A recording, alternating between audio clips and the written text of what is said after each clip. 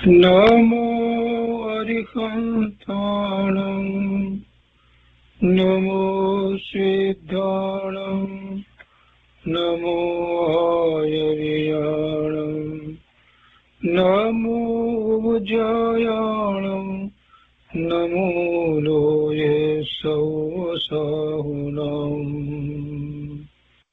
અસપંસ નમોકારો સર્વપાવપનાશનો મંગલાણં ચ સૌવર્ચે પરમં અવૈમંગલમ અજ્ઞાનતિમિરંધાનાં જ્ઞાનાંજનશલાકયા ચક્ષુન્મીલિतं येन તસ્મૈ શ્રી ગુરુવે નમઃ મુખાદિવ્યાકુક્ષિરત્નં શબ્દજિતવર્યાત્મજં શ્રીરાજચંદ્રયહું વંદે તત્વલોચનદાયકં પ્રભુતત્વલોચનદાયકં.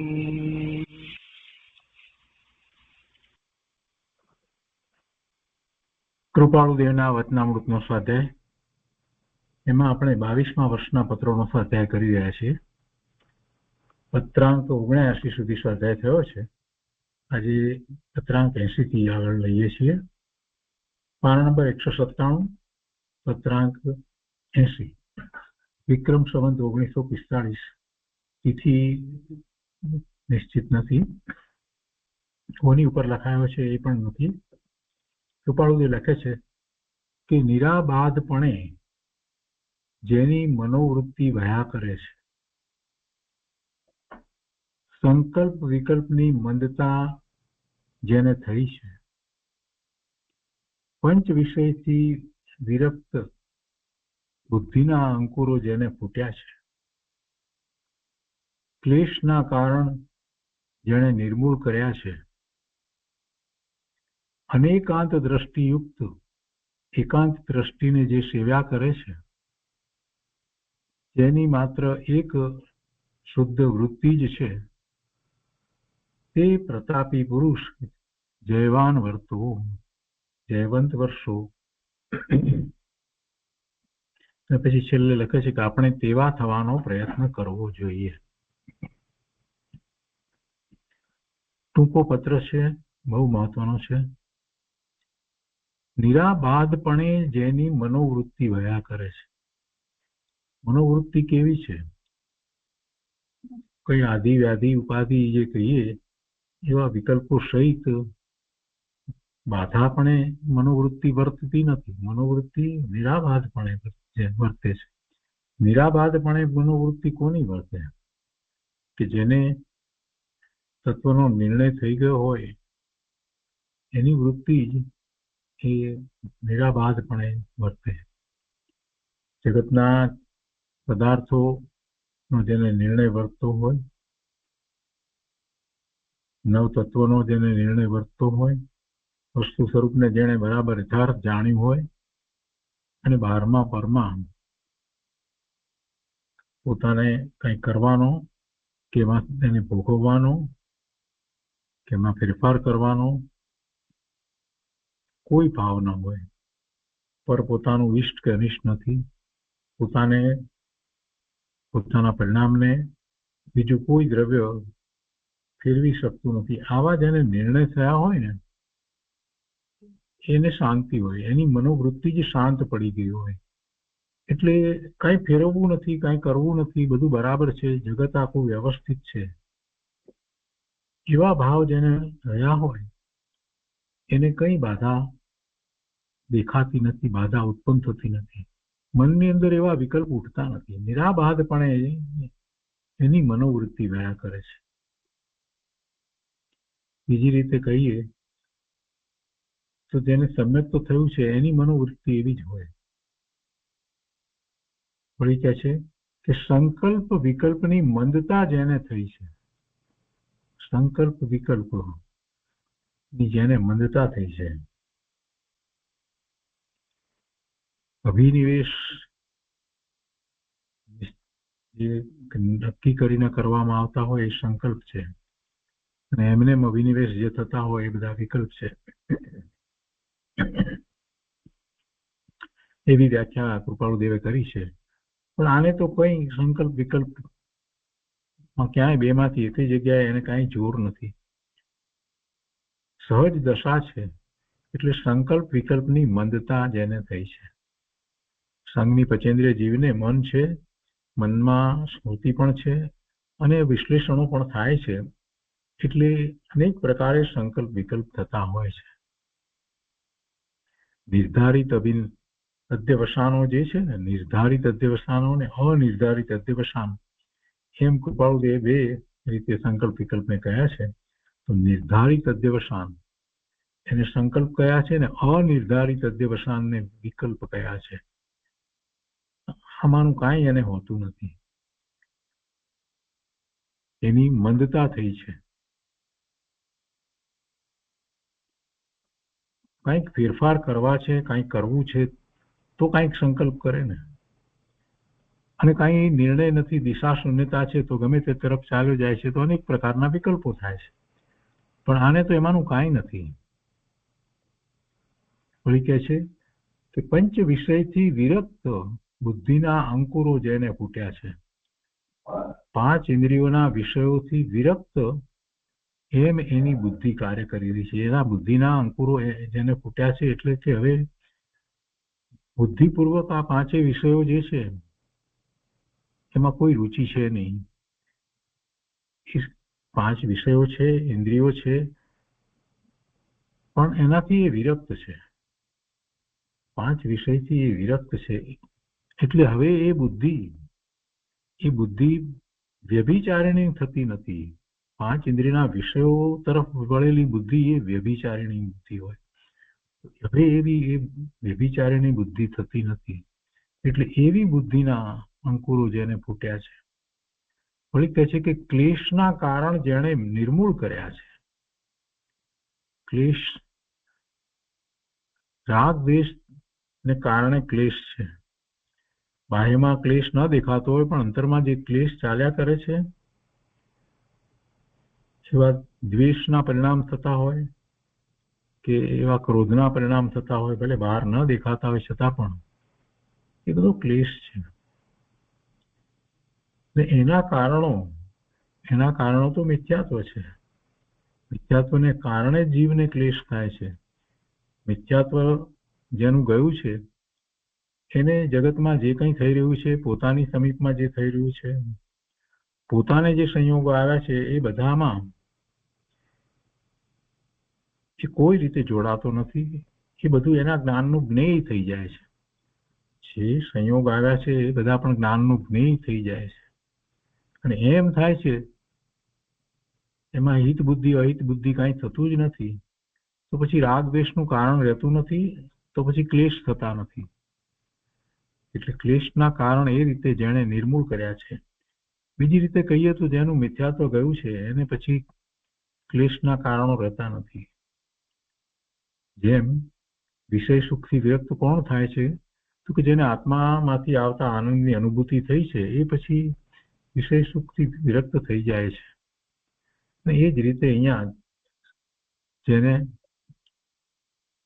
આત્માની અનુભૂતિ થઈ છે, વસ્તુ સ્વરૂપને જેમ છે તેમ સ્વીકાર્યું છે, મિથ્યાત્વ ગયું છે, ભ્રમણા જે રહેતી હતી અનેક પ્રકારે એ ચાલી ગઈ છે, અને ભગવાનના જ્ઞાનમાં જેમ વસ્તુ સ્વરૂપ પ્રકાશ્યું છે એવો જેને નિર્ધાર થયો છે, એને હવે રાગ દ્વેષના કારણો રહ્યા નથી, એટલે ક્લેશના કારણો રહ્યા નથી. પછી કહે છે કે અનેકાંત દ્રષ્ટિયુક્ત એકાંત દ્રષ્ટિને જે સેવા કરે છે. અનેકાંત દ્રષ્ટિયુક્ત એકાંત દ્રષ્ટિને જે સેવા કરે છે એટલે શું? અનેકાંત દ્રષ્ટિ એટલે વસ્તુને અનેક દ્રષ્ટિકોણથી જાણવો. વસ્તુ જે છે એને અનેક દ્રષ્ટિકોણથી જાણવી, વસ્તુનો વિચાર અનેક દ્રષ્ટિકોણથી કરવો. જીનવાણીમાં વસ્તુનું સ્વરૂપ અનેક દ્રષ્ટિકોણથી સ્પષ્ટ કરવામાં આવ્યું છે. અનેક પ્રકારના ગુણ ધર્મોની વાત ચાલતી હોય ત્યારે એક જ દ્રવ્યને વિશે બે વિપરીત પ્રકારના ગુણોનું પરિણમન છે એવું જ્યારે સમજાવવામાં આવે છે તો એ કયા દ્રષ્ટિકોણથી છે એ સાથે સમજાવવામાં આવે છે ને એમ અનેકાંત દ્વારા વસ્તુ સ્વરૂપને સ્પષ્ટ કરવામાં આવે છે. પોતાના અસ્તિત્વનો જ વિચાર કરીએ તો પોતાનું અસ્તિત્વ છે તો એ એક દ્રષ્ટિકોણથી જોઈએ તો પોતાનું અસ્તિત્વ નિત્ય છે અને એ જ વખતે પોતાનું અસ્તિત્વ અનિત્ય પણ છે. એ જ સમય જે વખતે નિત્ય છે એ જ સમય અનિત્ય પણ છે. તો એમ બે વિરોધાભાસી જે વાત આવે છે તો ત્યાં બે દ્રષ્ટિકોણ જુદા છે.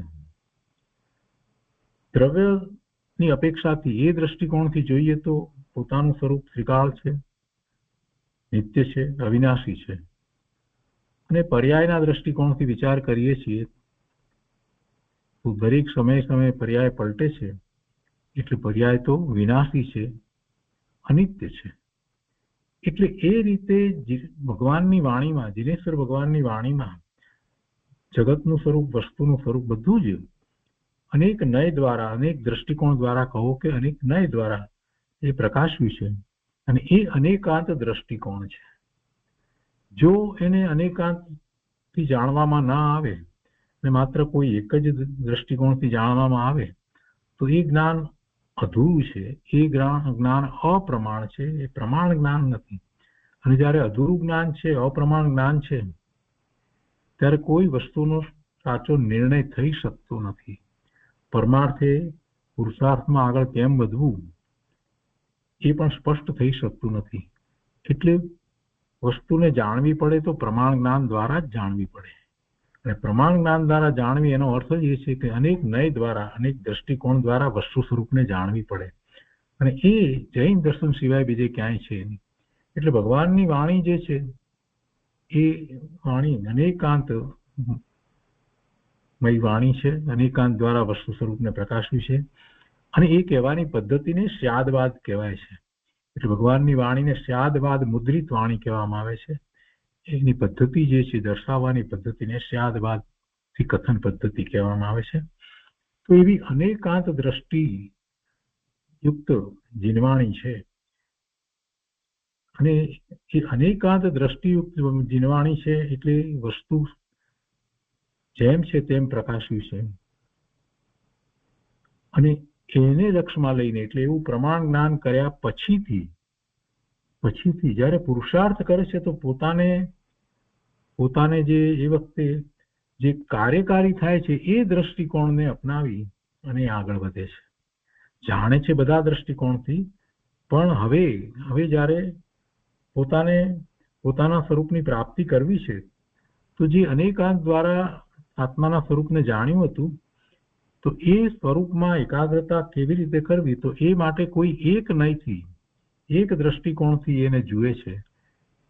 જે દ્રવ્ય ગુણ પર્યાય તરીકે જે આત્માને જોતો હતો એના સ્થાને એ ત્રિકાળ દ્રવ્યને જુએ છે. જે બદલતો અંશ પર્યાયનો છે એને એ ગૌણ કરે છે. એટલે એમ એ એકાંતે આત્માને શુદ્ધ માને છે. આત્મા દ્રવ્યથી શુદ્ધ છે અને પર્યાયમાં એને સંસાર અવસ્થામાં મલિનતા ઘણી છે, છતાં પણ એનું પ્રયોજન જે છે એ પ્રયોજન માટે એ એકાંત દ્રષ્ટિને સેવે છે. એટલે કે આત્માને ત્રિકાળ શુદ્ધ જ માને છે, શુદ્ધ જ છે. એ જે બદલાતો અંશ, જે પર્યાયનો અંશ, જે મલિનતાનો અંશ છે એને નથી જોતો. તો એ પ્રયોજન માટે એવી દ્રષ્ટિ કરે છે કે હું ભગવાન આત્મા શુદ્ધ જ છું, સિદ્ધ સમાન જ છું. વસ્તુ સ્વરૂપને અનેકાંત દ્વારા જાણ્યા પછીથી હવે જ્યારે પુરુષાર્થ કરે છે ને એમાં પોતાને સ્વનો અનુભવ કરવો છે ત્યારે એ કઈ રીતે કરે છે તો એકાંત શુદ્ધ, પોતે શુદ્ધ જ છે એમ કરી અને એ આગળ વધે છે. એટલે કે છે કે એકાંત દ્રષ્ટિને જે સેવા કરે છે, એકાંત દ્રષ્ટિને સેવવી એટલે પોતાનું સ્વરૂપ ત્રિકાળ શુદ્ધ જ છે, શુદ્ધ જ છે, શુદ્ધ જ છે, પરિપૂર્ણ છે, પરિપૂર્ણ છે એમ એકાંતે એને સેવે છે, એની ભાવના કરે છે, એ રીતે એકાગ્રતા કરે છે. પછી કહે છે કે જેની માત્ર એક શુદ્ધ વૃત્તિ જ છે એવું શુદ્ધ સ્વરૂપ જે છે એને એકાંતે શુદ્ધ માની અને એની અનુભૂતિનો જે પુરુષાર્થ કરી રહ્યો છે, તો એની વૃત્તિ કેવી છે? તો કે છે કે જેની માત્ર એક શુદ્ધ વૃત્તિ જ છે, વૃત્તિ શુદ્ધ છે. તે પ્રતાપી પુરુષ જયવાન વર્તો જયવંત વર્તો એમ કે છે. એટલે એવા સમ્યક દ્રષ્ટિ મહાત્માની વાત લીધી છે, અને એની વાત કરતા આ બધું જે સમજાયું છે એ બીજી રીતે આપણને જે ઉપદેશ તરીકે ગ્રહણ કરવા યોગ્ય છે કે આ બધું હોય છે, સમ્યક દ્રષ્ટિને આવું હોય છે, તો એમાંથી બોધ ગ્રહણ કરવાનો છે. અને એટલા માટે જ છેલ્લે કૃપાળુદેવ લખે છે કે આપણે તેવા થવાનો પ્રયત્ન કરવો જોઈએ. આજે બધું વર્ણન કર્યું એ પ્રમાણે એવા મહાત્મા જયવંત વર્તો, એ મહાન આત્મા સત્પુરુષ જયવંત વર્તો, અને પછી કહે છે કે આપણે તેવા થવાનો પ્રયત્ન કરવો જોઈએ. બધી સારભૂત વાત કરી દીધી અને પછી પ્રેરણા પણ આપી દીધી, ઉપદેશ પણ આપી દીધો કે આ થવાનું છે, આવો પ્રયત્ન કરવો જોઈએ, એ આપણું કર્તવ્ય છે. તો એ 80મો વક્રાંક થયો. એ પછી 81મો છે, એ પણ કોની ઉપર લખાયો છે સ્પષ્ટ નથી, તિથિ પણ નથી. વિક્રમ સંવત 1945. કૃપાળુદેવ લખે છે કે હો કર્મની કેવી વિચિત્ર બંધ સ્થિતિ છે, કર્મની કેવી વિચિત્ર બંધ સ્થિતિ છે. જો કર્મ બંધાય છે તો એમાં આપણે જાણીએ છીએ કે એને સ્થિતિ બંધ પણ છે, પણ અહીંયા બંધ સ્થિતિ છે એટલે એ સમજાવવું છે કે કેવી વિચિત્રતા છે એમ સમજાવવું છે. જે ભાવ કર્યા છે, જેટલે તીવ્રતાથી કર્યા છે, જે પ્રમાણે કર્યા છે એ પ્રમાણે આશ્રવ થાય છે, ભાવ આશ્રવ થાય છે, અને એના નિમિત્તે જે પૂતગળ પરમાણુ જે કાર્બન રજકણો છે એ કર્મ રૂપે બંધાય છે, એનો આશ્રવ થાય છે, એટલે દ્રવ્ય આશ્રવ થાય છે, અને પછી દ્રવ્ય બંધ થાય છે. અને પછી એ કર્મ જે છે એ એનો સમય થતા એનું સ્થિતિ બંધ છે ને, જેટલા સમયનું છે એટલા સમય પછી એ ઉદયમાં આવે છે, ને ઉદયનો સમય પણ એનો પૂરો થાય પછી ખરી જાય છે, ફળ આપી અને ખરી જાય છે. તો એ વિચિત્રતાને વિશે કહે છે કે એ કર્મની કેવી વિચિત્ર બંધ સ્થિતિ છે. કયા કર્મને માટે એમને લાગ્યું છે, એને માટે એવું લાગ્યું, કોઈ કર્મનો ઉદય એવો આવ્યો હશે એટલે કંઈક લાગ્યું હશે ને, એમને એમ તો ક્યાંથી લાગે? કર્મ તો કેટલાય બંધાયા છે ને, એ તો સૂક્ષ્મ છે, કાંઈ દેખાતા નથી, પણ એનો ઉદય આવ્યો છે એ ઉપરથી એમને લાગે છે કે આવી વિચિત્ર રીતે બંધ પડ્યો છે. એમ કર્મની કેવી વિચિત્ર બંધ સ્થિતિ છે કે જેને સપને પણ ઈચ્છતો નથી તે માટે પરમ શોક થાય છે. જેને સપને પણ ઈચ્છતો નથી તેને માટે એટલો બધો શોક થાય છે. આ કર્મની કેવી વિચિત્રતા છે, કેવા કર્મના ઉદયો આવી રહ્યા છે. અને પછી આગળ કહે છે કે એ જ અગાંભીર્ય દશાથી પ્રવર્તવું પડે. અહીંયા અંગ ગાંભીર્ય લખ્યું છે, પણ અંગ ના હોય, અગાંભીર્ય દશાથી પ્રવર્તવું પડે. સુધાબેને પણ એ રીતે અગાંભીર્ય એટલે ગાંભીર્ય નહીં, ગંભીરતા નહીં, એવી દશાથી પ્રવર્તવું પડે, જે માટે પરમ શોક થાય છે, અને એ જ અગાંભીર્ય દશાથી પ્રવર્તવું પડે છે, ગંભીરતા વિના પ્રવર્તવું પડે છે. એ કર્મની કેવી વિચિત્રતા છે કે જેને કારણે આમ અમે ઈચ્છતા નથી એવી દશામાં અમારે મુકાવવું પડે છે, એમાં રહેવું પડે છે, એમાં પ્રવર્તવું પડે છે. હું તો કહેવાનો આશય એ છે. પણ સાથે એ વાત પણ છે કે જ્ઞાની ધર્મી એ જે દશા જે થઈ, એ સંયોગો જે આવ્યા, જે ઈચ્છા ન હોય એવા સંયોગોને એની અંદર પોતાને પ્રવર્તવું પડે, ત્યારે પણ એ પોતે એનાથી અલિપ્ત રહે છે, પોતે જ્ઞાન સ્વભાવે રહે છે. અને જે કંઈ સંયોગ જે છે, જે થઈ રહ્યું છે, એ બધામાં પોતે પલોટાયા છે, છતાં પણ એને પોતાનું કર્તવ્ય માનતા નથી, પોતાનું કાર્ય માનતા નથી, એમાં એને રુચિ નથી, એમાં એ પ્રવર્તે છે, દેખાય છે, આપણને પ્રવર્તતા દેખાય. વેપારમાં કૃપાળુદેવને રહેવું પડ્યું, પણ કઈ કૃપાળુદેવ એમના વેપારમાં નહોતા, એ તો એમના અંતરમાં રહેતા હતા. એટલે જેને એવી દશા થઈ હોય એને આ બીજી બધી વસ્તુ ઉપાધિજનક આવે, એવા સંયોગો આવે, તો એ કર્મને નિમિત્તે એવા આવ્યા હોય, કર્મના ઉદયને કારણે. અને એવા ઉદય આવ્યા હોય તે વખતે પણ ધર્મી જીવ એની સાથે રુચિપૂર્વક જોડાતા નથી. જોડાવાનું દેખાય, કરતા લાગે, આપણને એમાં કાર્યકામ કરતા લાગે, પણ છતાંય રુચિપૂર્વક જોડાતા નથી. અને એમને ખેદ થાય છે કે આમાં અમારે ક્યાં જોડાવવું પડે છે, અમે તો આ ઈચ્છતાય નથી, છતાંય જોડાવવું પડે છે, એમ થાય છે. એ વાત અહીંયા લખી છે કર્મની વિચિત્રતાની. આગળ લખે છે કે તે જીન વર્ધમાન આદિ સત્પુરુષો કેવા મહાન મનોજયી હતા. એમને તો મનને પણ જીતી લીધું હતું. કોણે? એ બધા જીનેશ્વર ભગવાને. જીન, તે જીન વર્ધમાન આદિ એટલે બધા સત્પુરુષો, બધા તીર્થંકર ભગવાન, બધા કેવળી પરમાત્મા, એ જે બધા સિદ્ધ થયા, બધા જે રીતે હતા કે એ સત્પુરુષો કેવા મહાન મનોજયી હતા.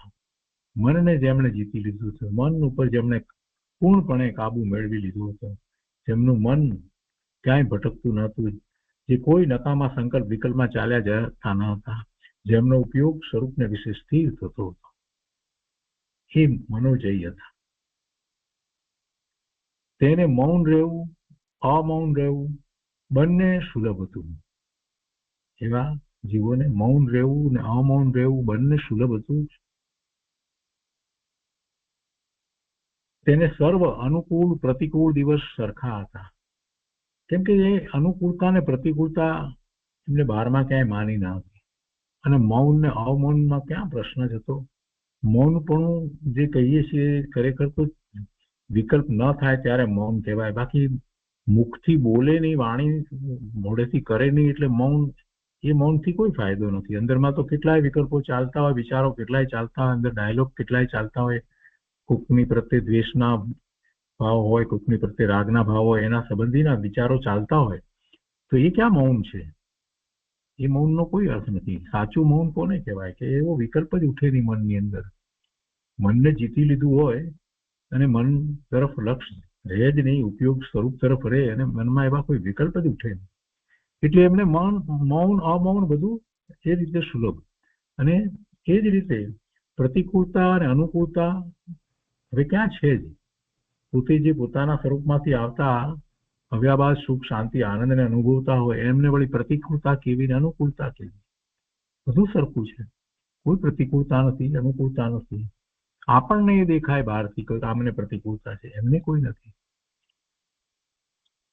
તેને લાભ હાનિ સરખી હતી. શેનો લાભ? બહારમાંથી કોઈ વસ્તુની પ્રાપ્તિથી લાભ થાય તો પોતાની કોઈ વસ્તુ માની હોય અને એ ચાલી જતી હોય એટલે હાનિ થાય. એવું તો હતું નહીં. જગત આખાથી જે જુદા થઈ ગયા હોય, ભિન્ન પડી ગયા છે, એવી વૈરાગ્યમય દ્રષ્ટિ પૂર્ણપણે ખીલી ઉઠી છે, જ્ઞાન સહિતનો વૈરાગ્ય છે, તો બહારમાં કોઈ વસ્તુથી લાભ કે નુકસાન તો છે જ નહીં. એટલે એ બધું સરખું હતું. તેનો ક્રમ માત્ર આત્મ સમર્થાર્થે, તેનો ક્રમ માત્ર આત્મ સમતાર્થે, આત્મ સમતાર્થે, આત્માની સમતાને અર્થે, આત્મ સમતા અને અર્થે, ત્રણ શબ્દો ભેગા કરી લીધું છે. આત્મ સમતાર્થે, આત્માની સમતાને માટે. તેનો ક્રમ માત્ર આત્માની સમતાને માટે હતો. શેનો ક્રમ? શેનો ક્રમ? તો કે એમનું જીવન જે રીતે વ્યતીત થતું હતું એ બધું એ ક્રમની વાત છે. એ ક્રમમાં શું હતું? આત્માની ક્ષમતા માટેનો જ આખો પુરુષાર્થ વર્તતો હતો. કેવું આશ્ચર્યકારક કે એક કલ્પનાનો જય એક કલ્પે થવો દુર્લભ, તેવી તેમણે અનંત કલ્પનાઓ કલ્પના અનંતમાં ભાગે સમાવી દીધી.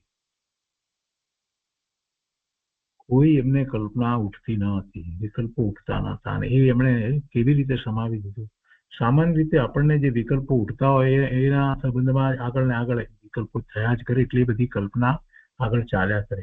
તો એવી એક કલ્પનાનો જય કરવા માટે થઈ અને કેટલો બધો કાળ થાય તો પણ એ ઘણીવાર તો મુશ્કેલ.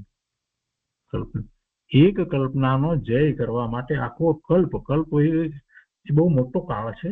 એક કલ્પ, તો એ એક કલ્પે પણ એ એક કલ્પનાનો જય થવો દુર્લભ. કલ્પના માટે સામાન્ય જે કહેવામાં આવ્યું છે તે આ રીતે છે આપણે શાસ્ત્રમાં બધી જગ્યાએ કલ્પો, એક કલ્પ એટલે કેટલો કાળ, એની વ્યાખ્યાઓ કરવામાં આવી છે. તો અહીંયા તો કલ્પ એટલે બ્રહ્માનો એક દિવસ, એટલે કે 43 કરોડ 20 લાખ વર્ષ, એવા 1000 યુગ જેટલો સમય. એ બહુ મોટો કાળ. તો એટલો મોટો કાળ જાય તો પણ એ કલ્પનાનો જય ન થાય. આપણને થાય કે કઈ એવું કઈ કલ્પના કે જેનો જય ન થાય. કલ્પના દ્વારા સમજાવવું એ છે કે મિથ્યાત્વ, મિથ્યાત્વનો જય ન થાય. આ મિથ્યા માન્યતાઓ જે છે ને, કેટલાય પ્રકારે મિથ્યા માન્યતાઓ, મિથ્યાત્વ તો અનેક પ્રકારે છે.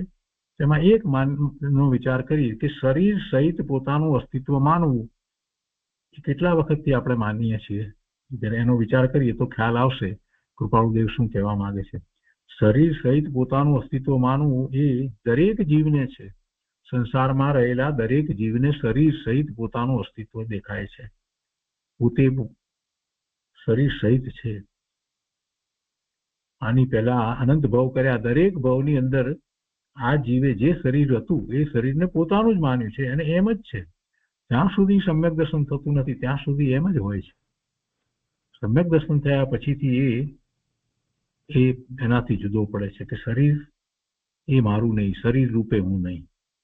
તો એવી એક કલ્પના એમ લઈએ તો એનો જય થવામાં કેટલો બધો કાળ વીતી ગયો. હજી એ રીતે વિચાર કરીએ તો આપણને ખ્યાલ આવે કે હા, એક કલ્પે પણ એક કલ્પ જેટલો કાળ વીતી જાય તો પણ એ જેવું દુર્લભ છે. તો તેવી એ જાતની અનંત કલ્પનાઓ, એટલે કે જે મિથ્યાત્વને કારણે અનેક પ્રકારની જે વાતો જે ચાલી આવે છે, જેને આપણે કેટલીક વખત તો એમ કહીએ છીએ કે એવા સંસ્કાર ચાલ્યા આવે છે, અનાદિના ચાલ્યા આવે છે, જે કુસંસ્કાર કહેવાય, અગૃહિત મિથ્યાત્વ કહેવાય. એ બધું જે ચાલ્યું આવે છે એ કલ્પના રૂપે જ છે ને. તો એવી અનંત કલ્પનાઓને એમણે કલ્પના અનંતમાં ભાગે સમાવી દીધી છે. બહુ જ અલ્પકાળમાં એમણે તો સમાવી દીધી છે. એ જીન વર્ધમાન આદિ સત્પુરુષો કેવા મહાન મનોજય હતા, એમ કરી અને આખી વાત એમના વિશે કરી છે. હરિયંત પરમાત્માની વાત કરી છે. સિદ્ધ ભગવાનની વાત એમાં આવી જાય છે. જીન કહ્યું એટલે બંને આવી ગયા, સિદ્ધ અને હરિયંત પરમાત્મા. હરિયંતમાં તીર્થંકર ભગવાન પણ આવી ગયા અને કેવળી ભગવાન પણ આવી ગયા. તો એ 81મો પત્ર થયો. તે પછીથી 22મો પત્ર છે, 82મો પત્ર છે 81 પછીથી. આ પત્ર પણ કઈ તિથિએ લખાયો એ નિશ્ચિત નથી. વિક્રમ સંવત 1945 લખાયો છે. અને કોની ઉપર લખાયો એ પણ એમાં સ્પષ્ટ નથી, કોની ઉપર એ પણ નથી. તો એ પત્ર લઈએ છીએ. કૃપાળુદેવ લખે છે, દુખિયા મનુષ્યનું બહુ લાંબો પત્ર છે અને વસ્તુ બહુ સહેલાઈથી સમજાય એવી છે. પોતાની વાત લખી છે. કે છે કે દુખિયા મનુષ્યનું પ્રદર્શન કરવામાં આવ્યું હોય, દુખી મનુષ્યનું પ્રદર્શન કરવામાં આવ્યું હોય તો ખચિત તેના શિરોભાગમાં હું આવી શકું. એટલે ચોક્કસથી હું એમાં મુખ્ય શિરોભાગમાં, એટલે સૌથી ઉપર પહેલો હું હોઉં એમ. એટલે હું સૌથી વધારે દુઃખી છું એમ કહેવાનો આશય એમ છે. દુખિયા મનુષ્યોનું પ્રદર્શન કરવામાં આવ્યું હોય, આ બધા દુઃખી મનુષ્યોનું પ્રદર્શન, તેમાં સૌથી શિરોભાગમાં ઉપર, સૌથી ઉપર હું હોઉં. ખચિત તેના શિરોભાગમાં હું આવી શકું. આ મારા વચનો વાંચીને કોઈ વિચારમાં પડી જઈ ભિન્ન ભિન્ન કલ્પનાઓ કરશે. આવી વાત લખી હોય ને કોઈ વાંચે તો એમ જ થાય ને કે શું હશે એવું દુઃખ, સૌથી વધારે દુઃખી તમે હો. પછી કે આ મારા વચનો વાંચીને કોઈ વિચારમાં પડી જઈ ભિન્ન ભિન્ન કલ્પનાઓ કરશે અને કાં તો ભ્રમ ગણી વાળશે. કેમ ગણી લેશે કે મને ભ્રમ છે એમ છે. કૃપાળુદેવ એમ કહે છે કે મને ભ્રમ છે એમ કદાચ તમે ગણી લેશો એમ. પણ તેનું સમાધાન અહીં જ ટપકાવી દઉં છું, પણ તેનું સમાધાન અહીં જ આપી દઉં છું કે હું કેમ દુઃખી છું એની વાત હું અહીંયા કહી દઉં છું. એટલે તમે બીજી કલ્પના ના કરશો કે એ ભ્રમ છે મને એમ ના માનશો. એટલે હું એ વાતને અહીંયા જ લખી દઉં છું, સમાધાન અહીં ટપકાવી દઉં છું કે હું શા માટે સૌથી દુઃખી છું એમ. હવે કે છે દુઃખની વાત તો હું કે છે કેમ દુઃખી છે એની વાત કરે છે કે તમે મને સ્ત્રી સંબંધી કઈ દુઃખ લેખશો નહીં, એ સંબંધીનું મને કાંઈ દુઃખ નથી. લક્ષ્મી સંબંધી દુઃખ લેખશો નહીં, એવું પણ મને કાંઈ દુઃખ નથી. પુત્ર સંબંધી લેખશો નહીં, કીર્તિ સંબંધી લેખશો નહીં, મને કીર્તિ માટે વધારે કીર્તિ વધે એ માટે એવી કોઈ તૃષ્ણા છે એટલે દુઃખ છે, એટલી કીર્તિ મારી નથી એટલે દુઃખ છે, કે એવું કાંઈ ના સમજશો. અથવા તો મને ભય છે એમ પણ ના માનશો, ભય સંબંધી દુઃખ લેખશો નહીં, કાયા સંબંધી લેખશો નહીં, અથવા સર્વથી લેખશો નહીં. આ બધાથી મને દુઃખ છે એમ પણ લેખશો નહીં, એમાંથી કોઈથી મને દુઃખ નથી. મને દુઃખ બીજી રીતનું છે, મને દુઃખ બીજી રીતનું છે, તે દર્દ વાતનું નથી. એ દુઃખ એ દર્દ એમ કે એ વાતનું નથી, કફનું નથી, પિત્તનું નથી. આમ સામાન્ય રીતે વાતથી, કફથી અને પિત્તથી રોગ થાય છે, દર્દ થાય છે, તો કે એનું એ દર્દ નથી. તે શરીરનું નથી, વચનનું નથી કે મનનું નથી. અને ગણો તો બધાયનું છે, અને ન ગણો તો એકેનું નથી. એમાંથી મન, વચન, શરીર એનું કોઈનું દુઃખ નથી. પરંતુ મારી વિજ્ઞાપના તો ના તે નહીં ગણવા માટે છે. એટલે કે એ બધાથી મને દુઃખ નથી એમ તમે માનો, હું તમને એમ જાહેર કરું છું, એમ સમજાવું છું કે એ બધાથી મને દુઃખ નથી. કારણ એમાં કોઈ ઓર મર્મ રહ્યો છે. તમે જરૂર માનજો કે હું વિના દીવાનાપણે આ કલમ ચલાવું છું. હું કઈ ઢીલો થઈ અને આ લખું છું એમ નથી, ગાંડો થઈને નથી લખતો. આ દુઃખની વાત લખું છું, એની વાત કંઈક બીજી છે, મર્મ બીજો છે. રાજચંદ્ર નામથી ઓળખાતો વવાણિયા નામના નાના ગામનો લક્ષ્મીમાં સાધારણ એવો પણ આર્ય તરીકે ઓળખાતા દશાશ્રીમાળી વૈશ્યનો પુત્ર ગણાવું છું. આ દેહમાં મુખ્ય બે ભવ કર્યા છે. આ દેહમાં મુખ્ય બે ભવ કર્યા છે. અમુખ્યનો હિસાબ નથી. આ દેહમાં જો એમ કે છે, એટલે દેહ તો ભાવનાત્મક ભવ તો ભાવનાત્મક ભવ કર્યા છે એની વાત છે. આ જ ભવની અંદર આ દેહ સાથે એમને જે એક પ્રકારના ભાવનાત્મક પ્રવાહમાં પોતે વયા હોય એને એક ભવ તરીકે કહ્યું, અને પછી બીજા પ્રકારના પોતે વયા હોય એવા ભાવમાં તો એને બીજો ભવ કહ્યો. એટલે કે છે કે એ મુખ્ય બે, એમ આ દેહમાં મુખ્ય બે ભવ કર્યા છે અને અમુખ્યનો હિસાબ નથી. એટલે કેટલા પ્રકારે બીજા ભાવ કર્યા હોય એટલે એ રીતે પોતે ભવ કર્યો એમ ગણવામાં આવે. નાનપણથી નાની સમજણમાં કોણ જાણે ક્યાંથી એ મોટી કલ્પનાઓ આવતી. સુખની જિજ્ઞાસા પણ ઓછી નહોતી, અને સુખમાં પણ મહાલય, બાગ બગીચા, લાડી વાડીના કંઈક માન્યા હતા. સુખ પણ એમાં માન્યું હતું. નાનપણથી વાત કરે છે. મોટી કલ્પના તે આ બધું શું છે તેની હતી. એટલે આ બધાની કલ્પના હતી, એ બધું શું છે એની હતી. અને તે કલ્પનાનું એક વાર એવું રૂપ દીઠું કે પુનર્જન્મે નથી, પાપે નથી, પુણ્ય નથી, સુખે રહેવું અને સંસાર ભોગવો એ જ કૃત્યતા છે. એવું રૂપ દીઠું, એવું ભાવ થયો એમને અંદર લાગ્યું. એ કલ્પના આ બધી ચાલતી હતી, બાગ બગીચા, આ બધું સુખની કલ્પના વગેરે બધી, તેમાં એમને એક કલ્પનાનું એક વાર એવું રૂપ દીઠું કે પુનર્જન્મ નથી ને પાપ નથી ને પુણ્ય નથી, બસ સુખે રહેવું અને સંસાર ભોગવો.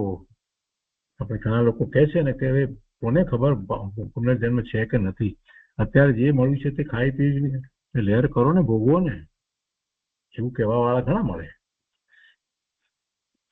તો કહે છે કે એવું વિકલ્પ આવે, એવી કલ્પના હતી, એવી એ કલ્પનાનું રૂપ દીધું. પછી કહે છે કે એમાંથી બીજી પંચાત્મા નહીં પડતા ધર્મની વાસનાઓ કાઢી નાખી.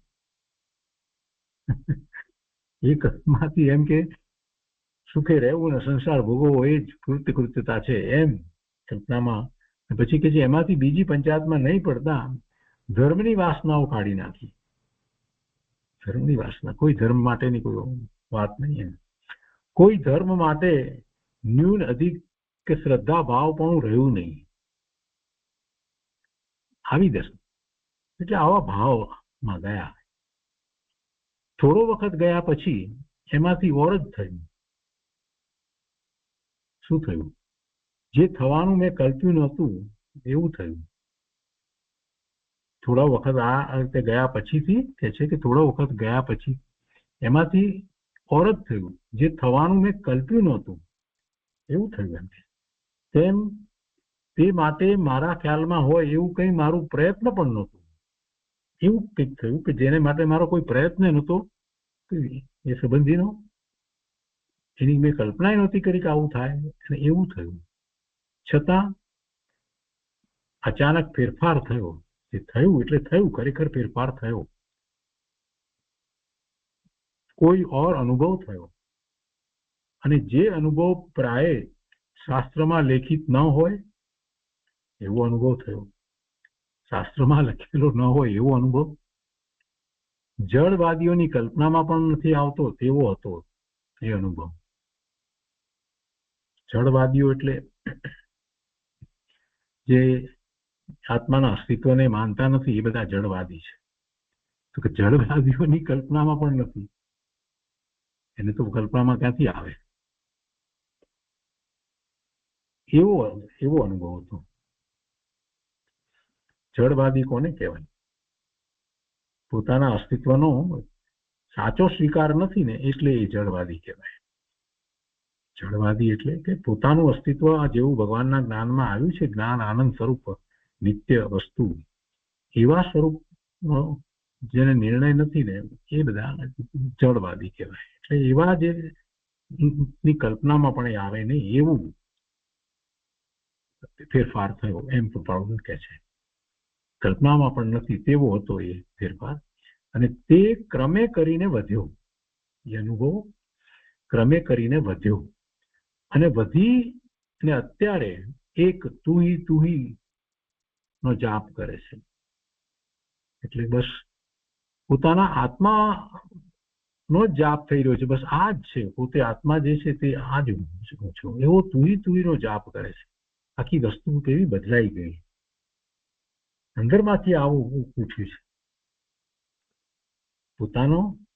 પોતાનો અસ્તિત્વનો સાચો નિર્ણય, હા હું, એ સિવાય બીજું બધું જે પહેલા માન્યતામાં હતું, સુખની કલ્પના વગેરે, આ બધું ચાલી ગયું. એને બદલે બસ એક તું અંદરમાંથી ઉઠ્યું છે. પોતાનો અસ્તિત્વનો એવો ભાસ છે, હા હું છું. એટલે એને કહ્યું છે કે તું બસ તું છો, એવો જાપ કરે છે. હવે અહીં સમાધાન થઈ જશે. આગળ જે મળ્યા નહીં હોય અથવા ભય આદિ હશે તેથી દુઃખ હશે તેવું કંઈ નથી. પહેલા નહોતું મળ્યું કંઈ આગળ જે કંઈ બીજું નહીં મળ્યું હોય, કલ્પના કરી હોય, ન મળ્યું એટલા માટે થઈ ગઈ, કેમ નથી કે આગળ જે મળ્યા નહીં હોય અથવા તો ભય આદિ હશે તેથી દુઃખ હશે તેવું કંઈ નથી. એમ ખચિત સમજાશે, એમ ચોક્કસ સમજાઈ જશે. સ્ત્રી સિવાય બીજો કોઈ પદાર્થ ખાસ કરીને મને રોકી શકતો નથી. બીજા કોઈ પણ સંસારી સાધને મારી પ્રીતિ મેળવી નથી. તેમ કોઈ ભયે મને બહુલતાએ ઘેર્યો નથી. કોઈ ભયે મને બહુલતાએ ઘેર્યો નથી. એટલે ભયથી હું ઘેરાઈ ગયો છું એમ કોઈ ભયથી હું કોઈ ભયથી ઘેરાયો નથી. કોઈથી હું ભય પામ્યો નથી. એમ સ્ત્રીના સંબંધમાં જિજ્ઞાસા ઓર છે અને વર્તના ઓર છે. એક પક્ષે તેનું કેટલાક કાળ સુધી સેવન કરવું સંમત કર્યું છે, તથાપિ ત્યાં સામાન્ય પ્રીતિ અપ્રીતિ છે. પણ દુઃખ એ છે કે જિજ્ઞાસા નથી, છતાં પૂર્વકર્મ ઘેરે છે. છતાં પૂર્વકર્મ શા માટે ઘેરે છે? પોતાને કેમ ઘેરી લે છે પૂર્વકર્મ? એવા જ પૂર્વકર્મના ઉદયો આવ્યા છે એટલે એવા સંયોગો બની રહ્યા છે એટલે કહે છે કે છતાં આ બધું આ રીતે છે, છતાં પૂર્વકર્મ કેમ એવા આવ્યા છે, મને ઘેરી રહે છે. પોતે એમાં જાણે કે પૂર્વકર્મના ઉદયોમાં રહ્યા હોય એવી રીતે પૂર્વકર્મ કાં ઘેરે છે. એટલે જ પતતું નથી, પણ તેને લીધે નહીં ગમતા પદાર્થોને જોવા, સૂંઘવા, સ્પર્શવા પડે છે, અને એ જ કારણથી પ્રાય ઉપાધિમાં બેસવું પડે છે. આ પોતાના દુઃખની વાત ચાલે છે ને પછી બદલાઈ ગયું, ને પછી એના પછીથી આ વાત પછી હજી જે છે એની વાત અહીંયા પોતે લખી છે. એટલેથી પતતું નથી, પણ તેને લીધે નહીં ગમતા પદાર્થોને જોવા, સૂંઘવા, સ્પર્શવા પડે છે, અને એ જ કારણથી પ્રાય ઉપાધિમાં બેસવું પડે છે. પછી લખે છે કે મહારંભ, મહાપરિગ્રહ, મહાઆરંભ, મહાપરિગ્રહ, ક્રોધ, માન, માયા, લોભ કે એવું તેવું જગતમાં કંઈ જ નથી. એમ વિસ્મરણ ધ્યાન કરવાથી પરમ આનંદ રહે છે. તેને ઉપરના કારણોથી જોવા પડે છે, એ મહાખેદ છે. શું કે છે? મહાઆરંભ, મહાપરિગ્રહ, ક્રોધ, માન, માયા, લોભ કે એવું તેવું જગતમાં કંઈ જ નથી. એમ વિસ્મરણ ધ્યાન કરવાથી, એને ભૂલી જવાનું ધ્યાન કરવાથી પરમ આનંદ રહે છે. અને તેને ઉપરના કારણોથી જોવા પડે છે, એ મહાખેદ છે. એટલે ઉપરના બધા કારણોને લીધે આ ક્યાંક કોઈક અપેક્ષાએ ક્યાંક કે ક્રોધ, માન, માયા, લોભ કે આરંભ કે પરિગ્રહ કે આવું બધું જે થાય છે તો ખેદ છે. તેને ઉપરના કારણોથી જોવા પડે છે, એ મહાખેદ છે. ખરેખર તો એ બધાને વિસ્મરણ કરી અને પરમ આનંદ રહે છે આ બધા કારણોને. છતાંય પેલા ઉપર જે બધા દર્શાવ્યા હે, હા, સંસારમાં રહ્યા છે એના જે કારણો દર્શાવ્યા, તો એ બધા ઉપરના કારણોથી આને જોવા પડે છે, આ એ મહાખેદ છે. અંતરંગચર્યા પણ કોઈ સ્થળે ખોલી શકાતી નથી.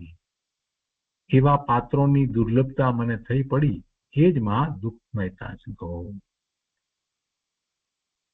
અંતરંગચર્યા પણ કોઈ સ્થળે ખોલી શકાતી નથી, કોઈને આ વાત કહી શકાય એમ નથી.